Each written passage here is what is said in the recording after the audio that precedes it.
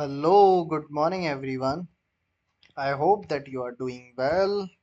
और जो कल की क्लास है परसों की जो क्लास है वो आप पढ़कर आए होंगे और आपको समझ में आया होगा, आपके डाउट्स क्लियर हुए होंगे। एक चीज़ और मुझसे पूछी काफ़ी लोगों ने, तो मैं बता देता हूँ। सबसे पहले हमारे ब्रो का जो मोटो है वो अभी मैं बता देता हूँ। ब्रो का जो मोटो है वो है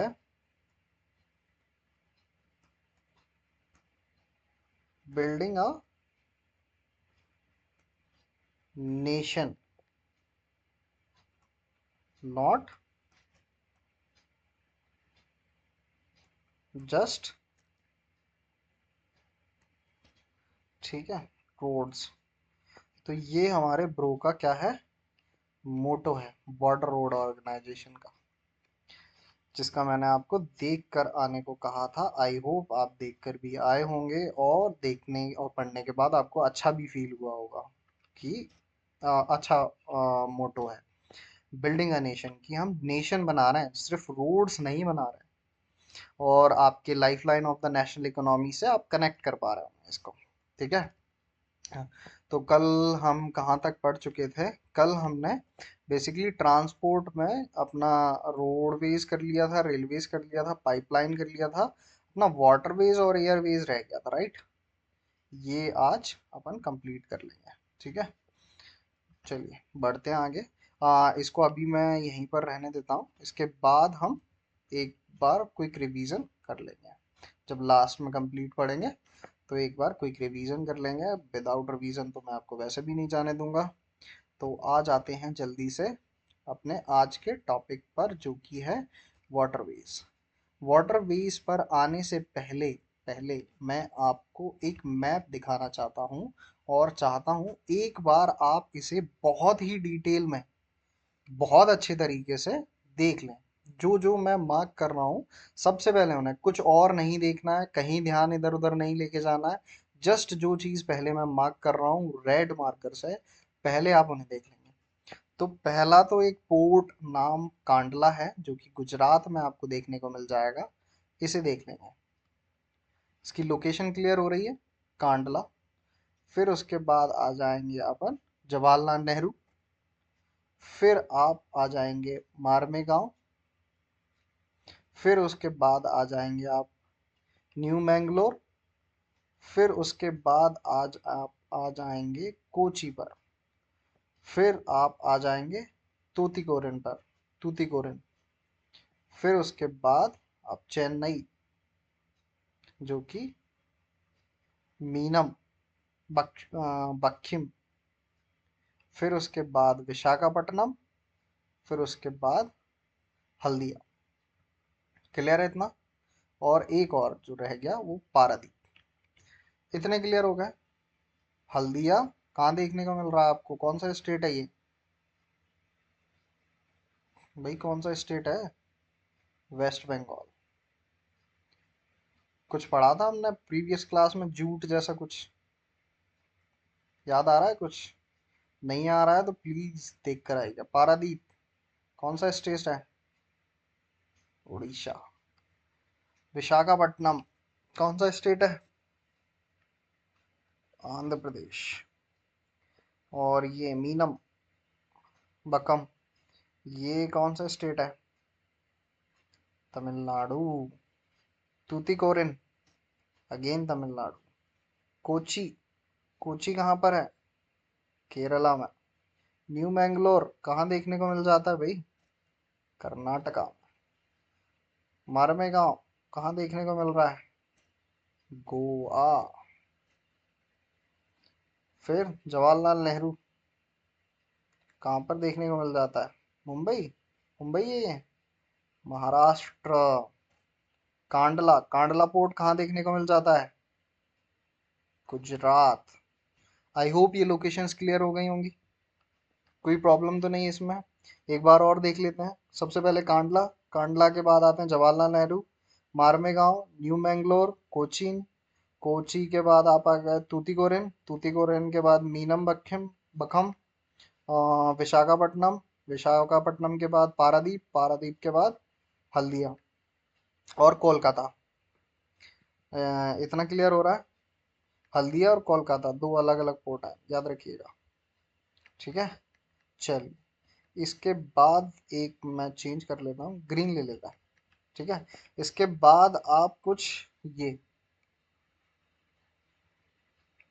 अमृतसर, राजा सांसी, दिल्ली, इंदिरा गांधी इंटरनेशनल एयरपोर्ट, फिर उसके बाद छत्रपति शिवाजी, मुंबई,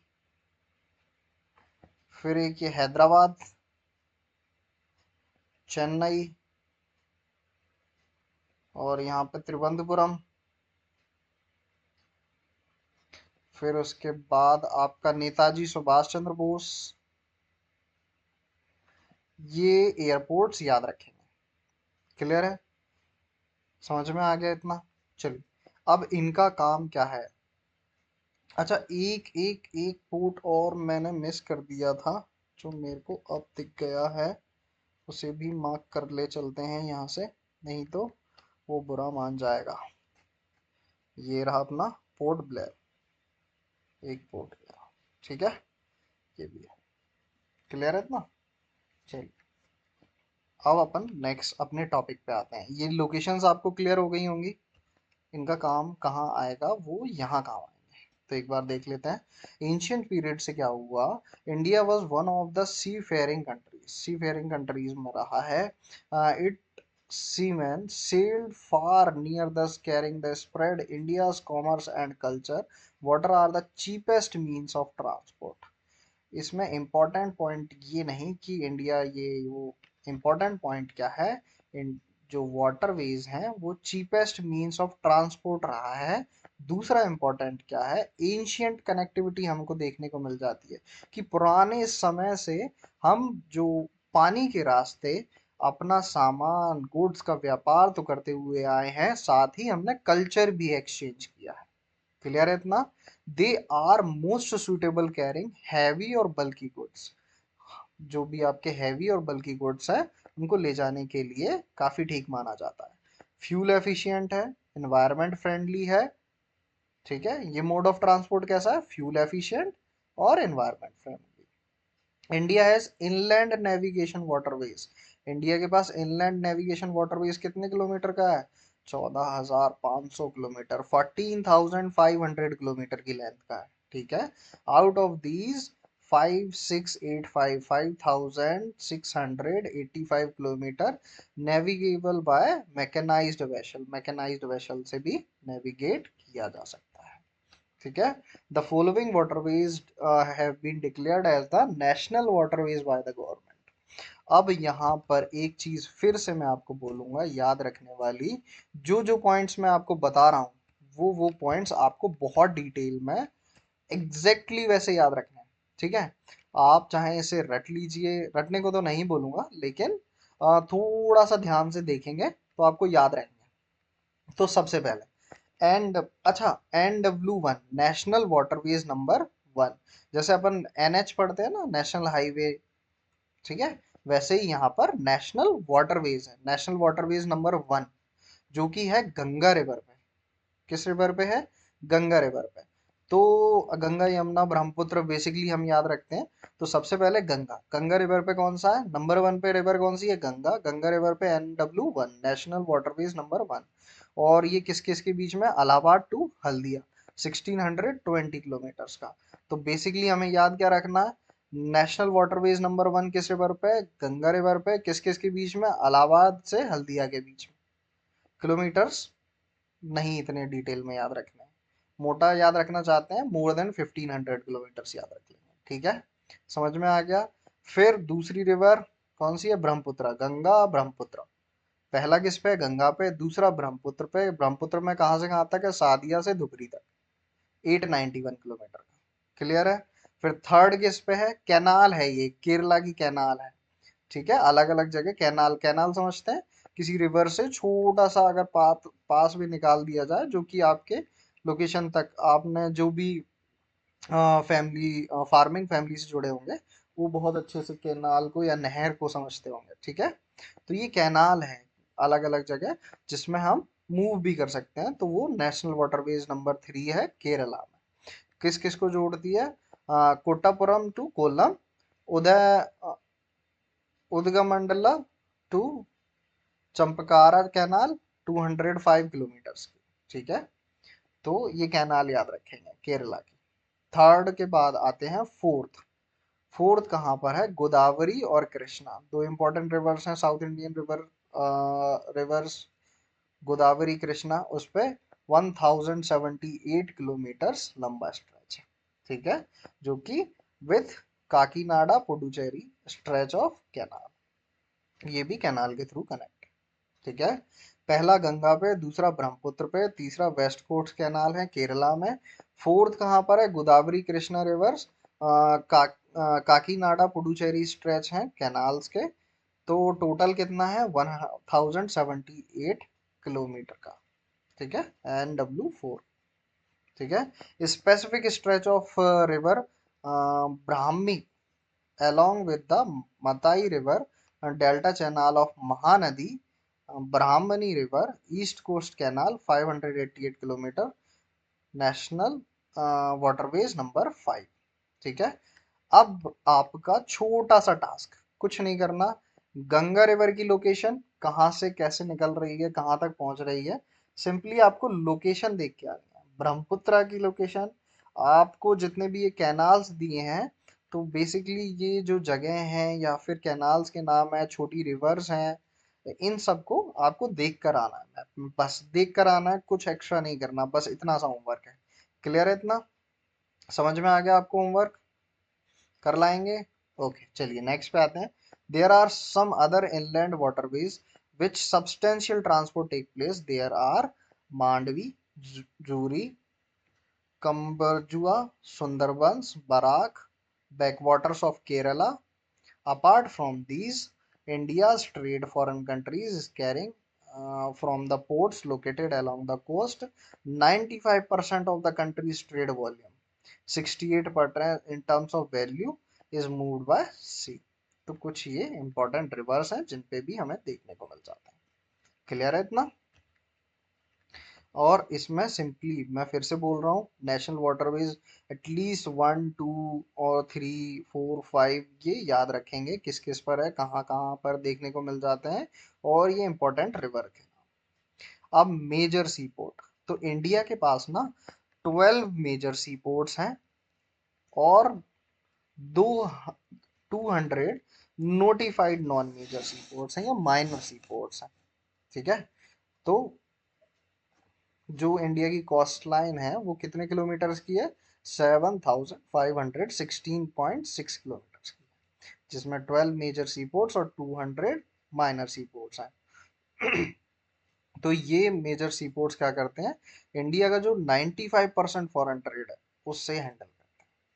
और इसमें कांडला, कांडला कहाँ देखने को मिला था, याद आ रहा है? Kandla in Kutch was the first port developed soon after independence to ease the volume of trade on the Mumbai port in the wake of loss of Karachi port to Pakistan after the partition. तो Kandla port develop किया गया था ताकि Mumbai port का जो stress है, Mumbai port का stress shift किया जा सके। क्यों? क्योंकि आफ्टर पार्टीशन जो हमारा कराची पोर्ट था वो पाकिस्तान के पास पहुंच गया, ठीक है। एक बार और लोकेशन में बता देता हूँ। तो आपको मुंबई पोर्ट दिख रहा है यहाँ पर, और ये रहा कांडला, ठीक है। यहाँ का जो बर्डन है वो यहाँ पर शिफ्ट करने की कोशिश की गई थी। क्लियर है इतना? चलिए, कांडला पोर्ट समझ में आ गया, कोई डाउट तो नहीं है, टफ तो नहीं है ना अभी तक जितना समझ में आया? सारी चीजें क्लियर है? चलिए, Kandla is also known as Deendayal port. Kandla port को और किस नाम से जाना जाता है? दीनदयाल पोर्ट के नाम से जाना जाता है। ये क्या टाइडल पोर्ट है? आपको टाइड्स क्लियर है भाई? टाइड्स क्या होते हैं? अगर नहीं पता है तो आने वाली क्लासेस में आपको टाइड्स भी और डिटेल में पढ़ाऊंगा। अभी सिर्फ इतना समझ लीजिए कि क्या होता है, सी लेवल आपके जो आपका कोस्ट है वहां पर राइज होता है, जिसकी वजह से शिप आगे आ पाता है, और सी लेवल वहां से कम होता है कोस्ट से, उसकी वजह से शिप वापस चले जाता है। इतना समझ लीजिए। मान लीजिए थोड़ा सा और डिटेल में देख लेते हैं कि मान लीजिए अभी आपका सी लेवल यहाँ है, जब हाई टाइड होगा तो ये सी लेवल यहाँ से यहाँ आ जाएगा, तो आपका शिप का मूवमेंट कहाँ तक हो सकता है, यहाँ तक हो सकता है। ठीक है। और फिर लो टाइड होगा तो वापस से इसके नीचे पहुंच जाएगा। क्लियर है इतना? चलिए, जब टाइड्स पढ़ेंगे तो और डिटेल में पढ़ेंगे। कहाँ गए? It caters to the convenient handle of exports and import highly productive granary and industrial belt stretching across UT of Jammu Kashmir and the states of Himachal Pradesh, Punjab, Haryana, Rajasthan, Gujarat. Okay, जितना भी ये जगहों पर granary या फिर industry belt है, वहाँ की सारी ज़रूरतें अगर इंपोर्ट या एक्सपोर्ट करना है ये पोर्ट पूरी कर देता है। ठीक है, नेक्स्ट पे आते हैं। मुंबई क्या है? मुंबई एक बिगेस्ट पोर्ट है, spacious, natural and well settled harbour है। जवाहरलाल नेहरू पोर्ट क्या है? Planned view of decongest the Mumbai port, serve the hub of for this region। फिर उसके बाद मरमेगांव कहाँ पर है? गोवा में। Is the premier iron ore exporting port. अच्छा, आयरन ओर के बारे में याद आ रहा है कुछ? अपन पढ़ के आ चुके हैं पहले पुरानी क्लासेस में आयरन ओर के बारे में। Iron ore exporting port of the country है। This ports account for about 50% of India's iron ore. 50% India का आयरन ओर एक्सपोर्ट करता है। तो न्यू मैंगलोर पोर्ट कहाँ पर लोकेटेड है? कर्नाटका में। एक्सपोर्ट क्या करता है? Iron ore concentrate from Kudremukh mine से जितना भी आयरन ओर आता है वो यहाँ से एक्सपोर्ट कर दिया जाता है। फिर आते हैं कोची पोर्ट पे। कोची कहाँ देखा था अपन ने? केरला में। Extreme south western part located in the entrance of lagoon of natural harbour. एक बार ये सारे पोर्ट फिर से मैप में देखेंगे ताकि कोई भी डाउट ना रहे। कोची पोर्ट ये रहा, न्यू मरमेगांव ये रहा, मरमेगांव ये रहा, न्यू मैंगलोर है, सॉरी न्यू मैंगलोर और मरमेगांव। क्लियर है? अच्छा, तो मरमेगांव से क्या जा रहा था? Iron ore. न्यू मैंगलोर से क्या जा रहा था भाई? Iron ore. कहाँ से आ रहा था न्यू मैंगलोर वाला आयरन ओर? कुद्रेमुख माइन से। ठीक है।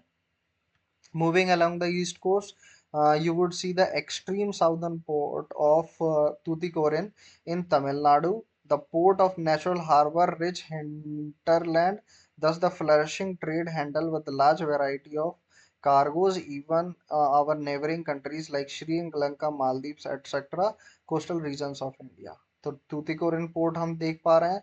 तूतीकोरिन पोर्ट कहाँ देखा था? तमिलनाडु में, जो कि क्या कर रहा है? नेबरिंग कंट्रीज को जितने भी हार्बर हुआ या फिर यहाँ से जो भी इंपोर्ट एक्सपोर्ट करना है या फिर नेबरिंग कंट्रीज को सपोर्ट करने के इंटेंशन से ये पोर्ट काम करता है। चेन्नई कहाँ है? Chennai is one of the oldest artificial port. Artificial oldest port है। It ranks next to Mumbai. Mumbai के बाद इसका रैंक आता है in terms of volume and trade and cargo. तो वॉल्यूम के टर्म्स में सबसे ज़्यादा मुंबई में, मुंबई के बाद आपका चेन्नई में देखने को मिल जाता है।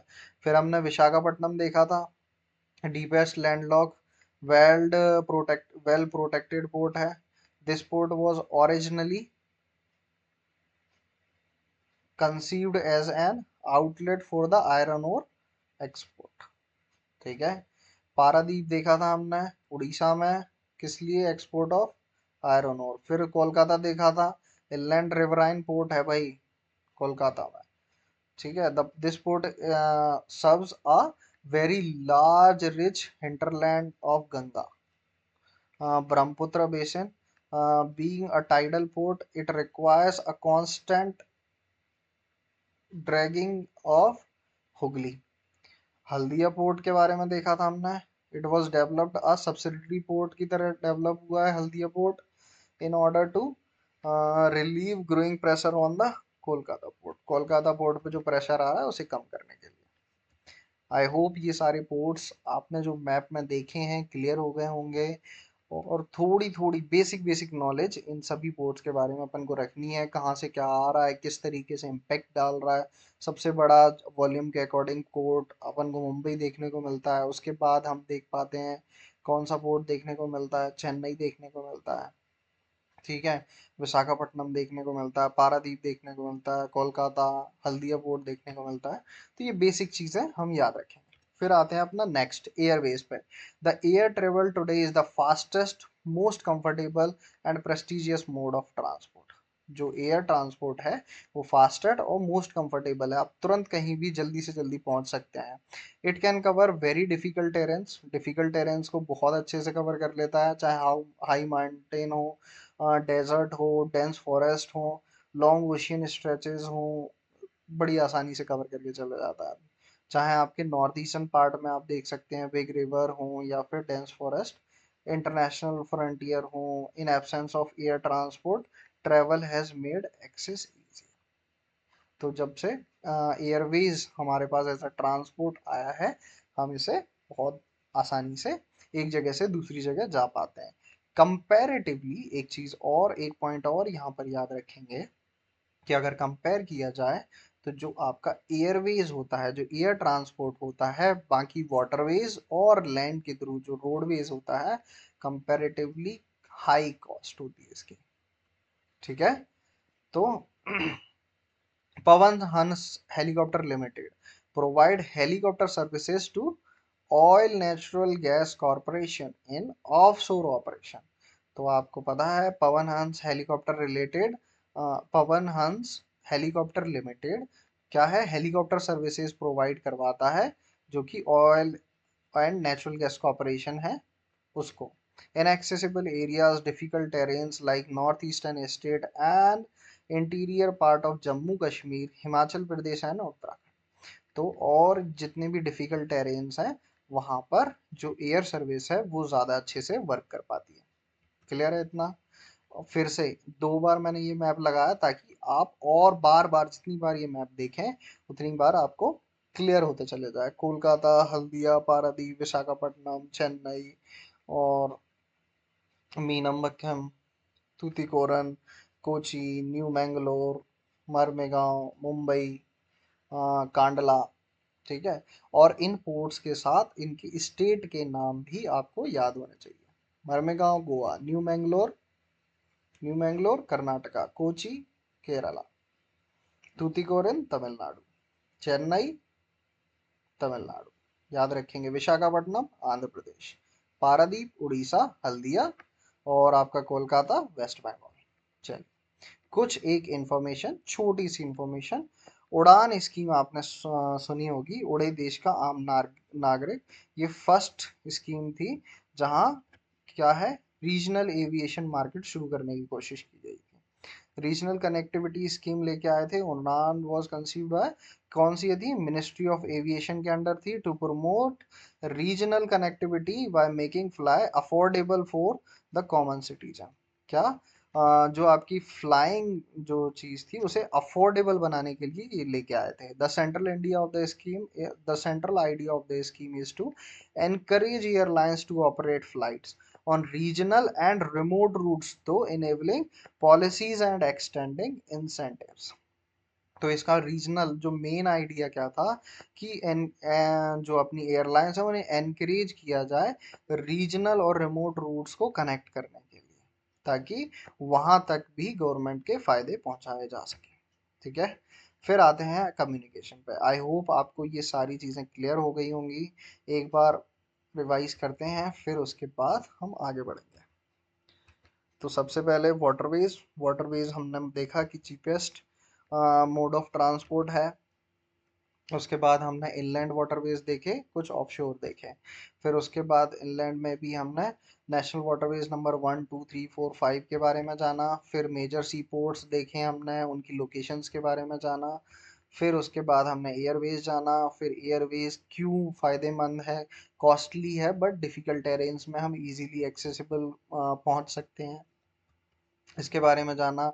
एक स्कीम उड़े देश का आम नागरिक के बारे में जाना, किसके अंडर आती है, मिनिस्ट्री ऑफ एविएशन के अंदर आती है। फिर इसके बाद आते हैं हम कम्युनिकेशन पे। एवर सिंस, अब देखो बेसिकली कम्युनिकेशन में ओवरऑल क्या है, मैं एक बार रीड तो करूंगा ही, फिर भी आपको एक बार बता देता हूँ कम्युनिकेशन में क्या है। बेसिकली कम्युनिकेशन का मतलब होता है कनेक्टिविटी, कि आप एक जगह से दूसरी जगह या फिर एक व्यक्ति से दूसरे व्यक्ति से, या फिर आप अकेले बहुत सारे लोगों से, या फिर बहुत सारे लोग आपसे कैसे कैसे कनेक्ट कर सकते हैं, उसे हम बेसिकली कम्युनिकेशन बोल देते हैं। Ever since human appeared on the earth, they have used different means of communication. जब से हम इवॉल्व हुए हैं, तब से हम अलग अलग तरीके से कम्युनिकेट कर रहे हैं एक दूसरे से। But the pace of change, लेकिन धीरे धीरे ये पेस चेंज हुआ है, has been rapid in modern times. Modern times में थोड़ा सा फास्ट हो गया है। Long distance communication is far easier without physical movement of the communicator और रिसीवर।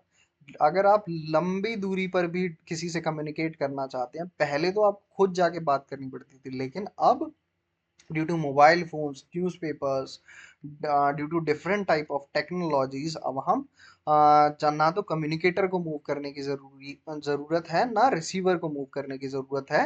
दोनों एक दूसरे से कम्युनिकेट कर सकते हैं। Personal communication and mass communication include television, radio, press, films etcetera are the major means of communication in the country.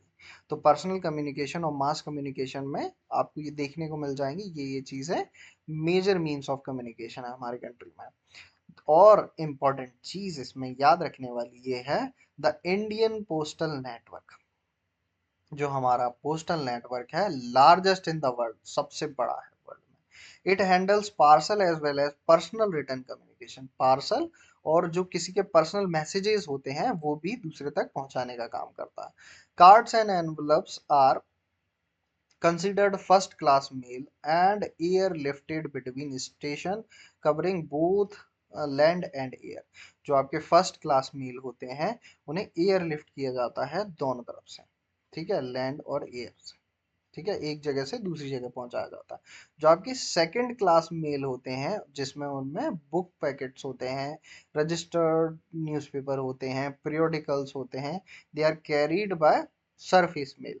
Surface mail के through carry किया जाता है, covering land and water transport. इन्हें पानी के रास्ते या फिर जमीन के रास्ते।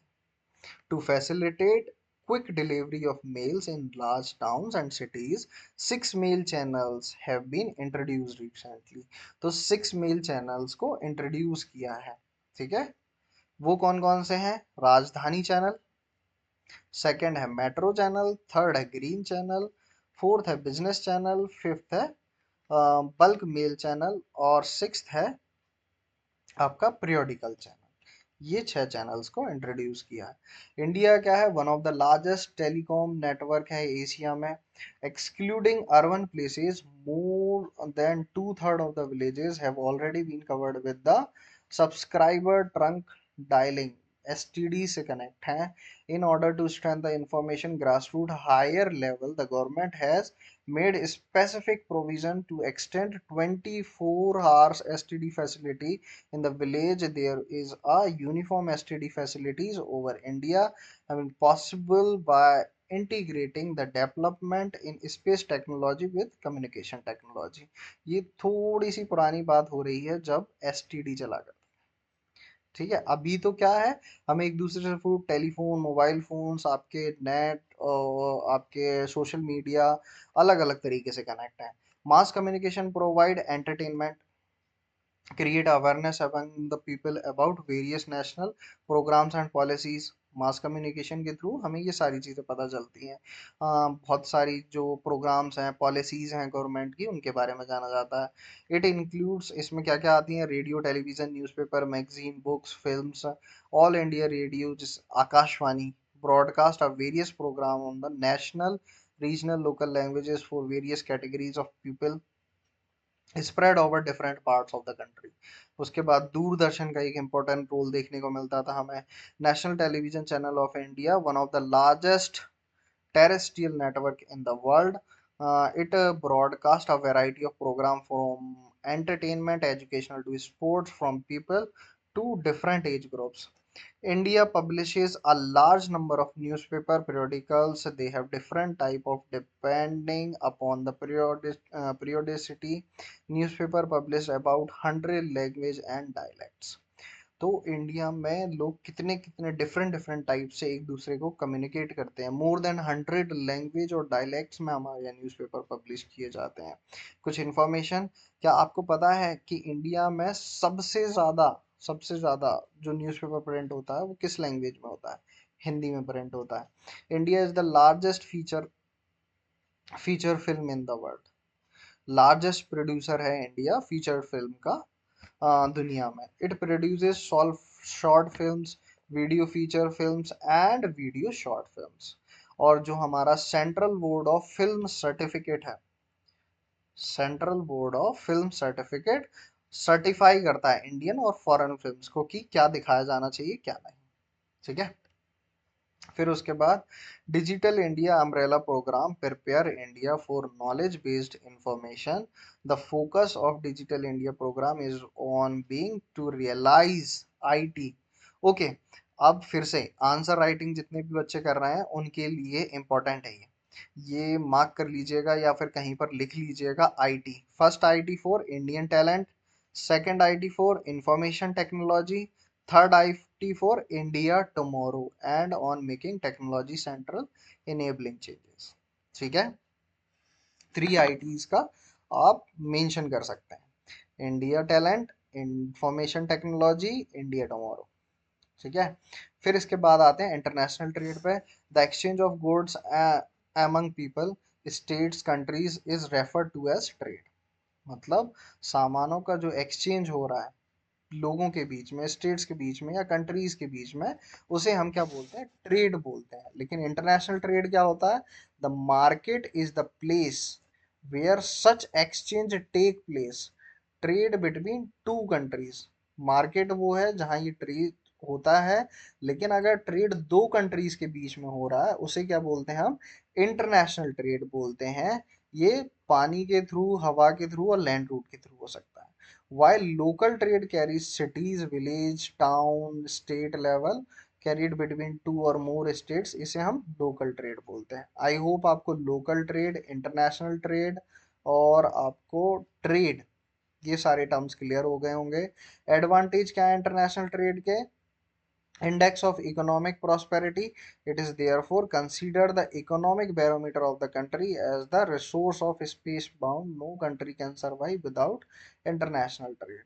आज की डेट में जैसे अपने फर्स्ट स्लाइड में देखा था, फर्स्ट स्लाइड में क्या देखा था? ये पूरी दुनिया कनेक्ट होने के बाद एक बड़े गांव की तरह बन के रह गई है। ठीक है, तो विदाउट इंटरनेशनल ट्रेड अभी कोई भी सरवाइव नहीं कर सकता। Export and import components of trade. Export का मतलब होता है आपने कोई सामान बनाया, उसे आपने यहाँ से दूसरी कंट्री भेज दिया और वहां से पैसे ले लिए। इंपोर्ट का मतलब क्या होता है? कोई सामान दूसरी कंट्री में बना है और वो आप मंगवा रहे हैं अपनी कंट्री में, उसे बोलते हैं इंपोर्ट, और उन्हें इसके बदले पैसे देने पड़ेंगे। ठीक है। The balance of trade off the country is different in between export and import. अब बैलेंस ऑफ ट्रेड जो भी कंट्री के बीच में होता है वो क्या होता है? डिफरेंस होता है बिटवीन एक्सपोर्ट और इंपोर्ट के बीच का difference. When the value of export exceed the value of import, अगर आपका एक्सपोर्ट ज़्यादा है तो फेवरेबल बैलेंस है। मान लीजिए आप एक्सपोर्ट ज़्यादा कर रहे हैं और इंपोर्ट कम कर रहे हैं तो उसे बोलते हैं फेवरेबल बैलेंस ऑफ ट्रेड। लेकिन इसका उल्टा हो रहा है, आपके पास इंपोर्ट ज़्यादा है और एक्सपोर्ट कम है तो उसे बोलते हैं अनफेवरेबल बैलेंस ऑफ ट्रेड। याद रखिएगा। India has the India has trade relations with major trading blocks and all geographical regions of the world. Commodities exported from India to other countries including gems, jewelry, chemicals, related products, agriculture, allied products, ये सारी चीज़ें हम export करते हैं। The commodities imported to India include, जो commodities हम मंगाते हैं बाहर से वो क्या है? Petroleum products, crude oil, gems, jewellery, chemicals, related products, base metals, electronic items, machinery, agriculture, allied products, ये हम मंगाते हैं। इंडिया क्या कर रहा है? इमर्ज कर रहा है as a software giant in the international level and it is earning large foreign exchange the export of information technology. IT export करने के में हमें काफ़ी सारा फॉरेन एक्सचेंज मिल रहा है। अब लास्ट टॉपिक है ये आज का हमारा, tourism as a trade. Tourism as a trade कैसे वर्क करता है? Tourism in India has grown substantially over the last 3 decade. 3 decade से, एक डेकेड का मतलब पता है भाई? एक डेकेड में होते हैं 10 ईयर्स, 3 डेकेड्स का मतलब हो गया 30 ईयर्स। टूरिज्म मैंने आपको इंट्रोडक्टरी क्लास में बताया था कि एज अ ट्रेड कैसे वर्क करता है। तो 15 मिलियन पीपल हैं जो कि इस टूरिज्म इंडस्ट्री में डायरेक्टली इंगेज हैं। टूरिज्म क्या प्रमोट करता है? नेशनल इंटीग्रेशन, सपोर्ट करता है लोकल हैंडीक्राफ्ट को, कल्चर को वहाँ के। It also helps in the development of international understanding about the culture and heritage. अगर हमारे यहाँ कोई घूमने आता है इंटरनेशनल टूरिस्ट, या फिर हम कहीं घूमने जाते हैं, तो अपना कल्चर अपनी हेरिटेज उन्हें बताते हैं या फिर उनसे सीखते हैं कोई नई चीज़। Foreign tourist visit India for heritage tourism. अब टूरिज्म भी अलग अलग तरीके के होते हैं। बाहर के लोग, कुछ लोग हेरिटेज चीज़ें देखने आते हैं, इको टूरिज्म होता है, एडवेंचर टूरिज्म होता है, कल्चर टूरिज्म होता है, मेडिकल टूरिज्म होता है, या बिजनेस टूरिज्म होता है। बेसिकली ये अलग अलग, आपका इंटेंशन क्या है, आप यहाँ पर क्यों आए हैं या फिर आप वहाँ पर क्यों जा रहे हैं, उसके बेसिस पे इन्हें डिवाइड कर दिया जाता है। आप बिजनेस के मतलब से जा रहे हैं तो बिजनेस टूरिज्म हो गया। आप अगर मेडिकल फैसिलिटी लेने के लिए जा रहे हैं, जैसे काफ़ी सारे देश हैं जहाँ पर मेडिकल फैसिलिटी काफ़ी महंगी है कंपैरेटिवली हमारे देश के, तो वो अपना इलाज कराने के लिए हमारे पास आते हैं, तो उसे मेडिकल टूरिज्म बोल दिया जाता है। There is a vast potential for development of tourism all part of the country. Efforts are being made to promote different type of tourism for this upcoming industry. तो एफर्ट्स डाले जा रहे हैं इसे और आगे बढ़ाने के लिए। एक्सरसाइज आ गई, इससे पहले हम क्या करेंगे, एक क्विक रिवीजन करेंगे पूरे का, फिर उसके बाद हम एक्सरसाइज पे आएंगे ताकि सारा डाटा आपके पास अवेलेबल हो। ठीक है, तो सबसे पहले आ जाते हैं अपने फर्स्ट पेज पर। तो सबसे पहले हमने जाना था ब्रो, ब्रो का मोटो। तो बॉर्डर रोड ऑर्गेनाइजेशन का मोटो क्या था? Building a nation not just road. हम क्या नेशन बना रहे हैं, सिर्फ रोड्स नहीं बना रहे हैं। फिर हमने इंट्रोडक्शन पढ़ा, इंट्रोडक्शन में हमने एक इम्पॉर्टेंट चीज देखी थी। Today the world has converted into a large village, help of efficient and fast moving transport. Fast moving transport की वजह से पूरा जो हमारा देश है, वो जो दुनिया है, वो एक बड़े विलेज की तरह बन चुकी है। मीन्स ऑफ ट्रांसपोर्ट में हम 3 तरह की ट्रांसपोर्ट पढ़ रहे हैं, लैंड, वाटर और एयर। लैंड में हमने रोडवेज, रेलवेज, पाइपलाइन के बारे में पढ़ा। वाटर में इनलैंड, ओवरसीज के बारे में, और एयर वाले में डोमेस्टिक और इंटरनेशनल। ठीक है। फिर रोडवेज के बारे में हमने कुछ इंपॉर्टेंट चीज़ें जानी थी, जिसमें हमने 5 पॉइंट पढ़े थे। 5 कौन कौन से पॉइंट पढ़े थे? पहला तो कि रोड्स डालना रेलवे ट्रैक डालने कंपैरेटिवली कम पैसे लगते हैं। दूसरा, जोग्राफिकल जो एरियाज हैं, हिली टेरेन्स हैं, वहाँ पर रोड्स आसानी से डाली जा सकती हैं। जो हिमालयन रीजन है उसके कंपैरेटिवली, और वहाँ पर रेल की पटरियाँ डालने के कंपैरेटिवली हम रोड्स ज़्यादा आसानी से डाल सकते हैं।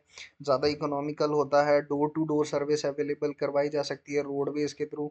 और फिफ्थ पॉइंट हमने लास्ट में क्या पढ़ा था, ये लिंकिंग का भी काम करती हैं। किसको लिंक करने का? रेलवे स्टेशन को। रोड क्या है? रेलवे स्टेशन को भी लिंक करती हैं, एयरपोर्ट्स को भी लिंक करती हैं, और सी पोर्ट्स को भी लिंक करती हैं। फिर उसके बाद हमने इनकी कैपेसिटी के अकॉर्डिंग जाना कि इनको 6 क्लासेस में डिवाइड किया जा सकता है। सबसे पहले हमने गोल्डन क्वाड्रिलेटरल के बारे में पढ़ा था, जिसमें 4 सिटीज़ के बारे में जाना था, दिल्ली, मुंबई, चेन्नई, कोलकाता, फिर वापस दिल्ली।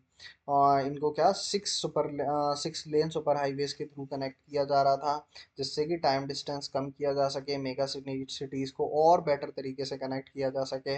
इसमें फिर हमने नॉर्थ टू साउथ कॉरिडोर और ईस्ट टू वेस्ट कॉरिडोर के बारे में भी पढ़ा था। नॉर्थ साउथ मतलब श्रीनगर से कन्याकुमारी को जोड़ना, और ईस्ट वेस्ट मतलब सिलचर से पोरबंदर को जोड़ना। ठीक है। इन रोड्स को बनाता कौन है? एनएचएआई बनाता है। National highway extreme parts of countries को कनेक्ट करते हैं। स्टेट हाईवे स्टेट कैपिटल से डिस्ट्रिक्ट हेडक्वार्टर तक को कनेक्ट करते हैं। डिस्ट्रिक्ट रोड क्या करती हैं? डिस्ट्रिक्ट हेडक्वार्टर से डिस्ट्रिक्ट के अदर प्लेसेस को कनेक्ट करती हैं। अदर रोड क्या होती हैं? जितने भी रूरल एरिया हैं या फिर विलेजेस हैं, उनको टाउन से या सिटीज से कनेक्ट करती हैं। इसके अंदर हमने एक योजना के बारे में भी पढ़ा था, प्रधानमंत्री ग्रामीण सड़क योजना। फिर हमने बॉर्डर रोड्स के बारे में पढ़ा, जिसको कौन ऑपरेट करता है? Border road organisation. इसका एस्टेब्लिशमेंट कब हुआ था? 1960 में। ठीक है, स्ट्रेटेजिकली इंपॉर्टेंट रोड्स बनाते हैं ये, स्पेशली इन नॉर्थ और नॉर्थ ईस्टर्न रीजन। ठीक है, ओके।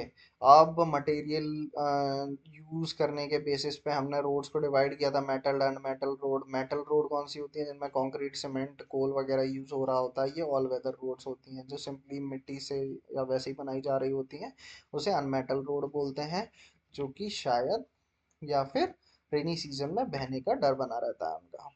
कुछ हमने इंपॉर्टेंट लोकेशंस भी देखी थी फिर इसमें। फिर उसके बाद आए थे हम कुछ एक्स्ट्रा इंफॉर्मेशन, जिसमें हमने अटल टनल के बारे में जाना था, जिसकी अपन ने लेंथ देखी, कनेक्टिविटी देखी, मनाली से लाहौल स्पीति किस रेंज में है, पीर पंजाल रेंज में हिमालय के अंदर आता है, उसके ऑल्टीट्यूड के बारे में जाना। फिर हम रेलवेज में आए थे, उसके 17 जोन्स के बारे में जाना, कुछ प्रॉब्लम्स के बारे में पढ़ा था। ये 17 जोन्स थे जिनको मैंने आपको बोला था देखने के लिए। फिर हमने देखा कि फर्स्ट रेल कहाँ से कहाँ तक चली थी और कब चली थी, कितने किलोमीटर चली थी, और रेलवे क्या है, लार्जेस्ट पब्लिक सेक्टर अंडरटेकिंग है। फिर हमने पटरियों के बीच की दूरी जानी, broad gauge, metre gauge, narrow gauge के बारे में पढ़ा। कुछ इंपॉर्टेंट प्लेसेस जानी रेलवे की। फिर उसके बाद आए हम पाइपलाइंस। पाइपलाइंस कैसे इफ़ेक्टिव हैं, क्यों इन्हें लगाया जाना चाहिए, और कैसे कैसे इंक्रीज होते जा रहा है इनका एरिया, उसके बारे में पढ़ा। फिर 3 इंपॉर्टेंट नेटवर्क जाने पाइपलाइन के, अपर असम टू कानपुर, और सलाइन Gujarat to Jalandhar in Punjab, third Hazira Vijaypur और जगदीशपुर, HVJ वाले रीजन के बारे में जाना। फिर उसके बाद मैंने आपको कुछ इम्पोर्टेंट लोकेशंस याद करवाई थी यहाँ पर। ठीक है, फिर उसके बाद हमने वो लोकेशंस और वाटरवेज के बारे में थोड़ा और डिटेल में जाना। फिर उसके बाद मेजर पोर्ट्स के बारे में पढ़ा। फिर कुछ पोर्ट्स के बारे में जानने के बाद हमने एयरवेज के बारे में जाना, कि ये थोड़े से कॉस्टली हैं but fastest means of transport है। फिर ये वापस से कुछ लोकेशंस देखने को मिली हमें। फिर उसके बाद हमने उड़े देश का आम नागरिक स्कीम के बारे में पढ़ा, मिनिस्ट्री ऑफ एविएशन के अंदर आती है, ये भी जाना, इसका एम जाना, सेंट्रल आइडिया क्या था। फिर कम्युनिकेशन के बारे में जाना। फिर 6 मेल चैनल्स के बारे में पढ़ा, Rajdhani metro, green channel, business, bulk mail और पीरियोडिक चैनल के बारे में जाना। फिर उसके बाद एसटीडी के बारे में या फिर दूरदर्शन या इनके बारे में जाना। और फिर कुछ न्यूज़पेपर के बारे में बेसिक जानकारी ली हमने। और ट्रिपल आईटी के बारे में भी जाना हमने, आईटी आईटी आईटी। एक आईटी इंडियन टैलेंट, दूसरा इंफॉर्मेशन टेक्नोलॉजी, और तीसरा इंडिया टुमारो। फिर उसके बाद हमने इंटरनेशनल ट्रेड के बारे में जाना, क्यों इतना इम्पोर्टेंट है उसके बारे में जाना। फिर टूरिज्म एज अ ट्रेड के बारे में जाना। फिर कैसे कैसे ये बढ़ रहा है और क्या क्या स्कोप है और कितने लोग इसमें लगे हुए हैं उसके बारे में जाना। अब आते हैं हम अपने चैप्टर के लास्ट सेक्शन पे, जो है exercise. Which two of the following extreme locations are connected east west corridor? अभी अभी हम पढ़ के आए हैं, मुंबई नागपुर, मुंबई कोलकाता, सिलचर पोरबंदर और नागपुर सिलीगुड़ी। आपको बताना है, आपको पता है आंसर कहाँ पे लेंगे? पीडीएफ में, पीडीएफ में। ठीक है, सेकंड क्वेश्चन क्या है? Which mode of transport reduces transhipment losses and delays? पढ़ा था ट्रांसशिपमेंट लूजेस, कि भाई लीक होने के या फिर डिले होने के चांसेस इसमें मिनिमाइज हो जाते हैं। कौन सा था? वाटरवेज, रोडवेज, पाइपलाइन या फिर रेलवेज? आंसर पीडीएफ में। Which one of the following state not connected with HVJ pipeline? भाई एचवीजे पाइपलाइन पड़ी थी, उनमें से इसमें से कौन सा स्टेट उससे कनेक्ट नहीं है? ठीक है, which one of the following parts is the deepest land lock and well protected port along the east coast? East coast में कौन सा डीपेस्ट और वेल प्रोटेक्टेड पोर्ट है? भाई चेन्नई, तूतिकोरिन, पारादीप, विशाखापट्टनम। तो भाई इनमें से बताना है आपको। Which one of the following is the most important modes of transport in India? Most important mode of transport कौन सा है? I hope आपको फर्स्ट सेकंड स्लाइड में इसका आंसर मिल जाएगा। Which one of the following terms is used to describe trade between two or more countries? दो या दो से ज़्यादा कंट्रीज के बीच में अगर ट्रेड हो रहा है तो उसे क्या बोलेंगे? Local trade, international trade, external trade या फिर internal trade? Answer the following questions in 30 words, 30 words में आंसर देना है। State any three merits of roadways, roadways के तीन फायदे बताने हैं। अपन ने कितने पढ़ लिए? पांच, कोई भी तीन उठा के लिख देना। Where and why rail transport the most convenient and means of transport, कहाँ और कैसे रेल ट्रांसपोर्ट मोस्ट कन्वीनियंट हो सकता है? तो भाई हैवी मटेरियल कहीं एक जगह से दूसरी जगह और स्पीड में पहुंचाना हो तो ये कन्वीनियंट हो सकता है। What is the sufficient sorry what is the significance of the border roads, border roads का सिग्निफिकेंस क्या है? स्ट्रेटेजिकल इंपॉर्टेंस हम पढ़ के आए हैं नॉर्थ और नॉर्थ ईस्टर्न वाले रीजन में, तो ये इसके सिग्निफिकेंस है। What is meant by trade, trade क्या होता है? डेफिनेशन पढ़ी है। What is the difference between international और लोकल ट्रेड, लोकल ट्रेड और इंटरनेशनल ट्रेड के बीच में क्या डिफरेंस है, हम ये भी देख कर आए हैं। ठीक है, answer the following questions in about 122 words, 120 words, 120 words में आंसर देना है। Why the why are the means of transportation communication called the lifeline of nation and its economy? भाई कम्युनिकेशन ट्रांसपोर्टेशन को लाइफलाइन ऑफ नेशन और economy क्यों कहा गया है? इसका आंसर मिलेगा आपको इंट्रो वाली क्लास में, ठीक है, और फर्स्ट क्लास में। क्लियर है? चलो आते हैं नेक्स्ट पे। Right a note on changing nature of the international trade in the last 15 year में जो आपका इंटरनेशनल ट्रेड है वो कैसे चेंज हुआ है, कैसे कैसे चेंज हुआ है? तो आपको पता है पाइपलाइंस इंट्रोड्यूस हुए हैं, ठीक है, फास्ट हो गया है ट्रेड, तो लिखने की कोशिश करें। ठीक है, ये कुछ पॉइंट्स हैं। आई होप आपको सारा चैप्टर बहुत अच्छे से क्लियर हो गया होगा, सारी चीज़ें क्लियर हो गई होंगी। जो भी डाउट्स हैं उन्हें आप मुझसे आप पर्सनली पूछ सकते हैं, कमेंट में लिख सकते हैं, नहीं तो मेरे इंस्टाग्राम या टेलीग्राम व्हाट्सएप जहाँ भी आप भेजना चाहें वहाँ से आप क्लियर कर सकते हैं। Stay consistent, do hard work, and thank you, that's it for the day.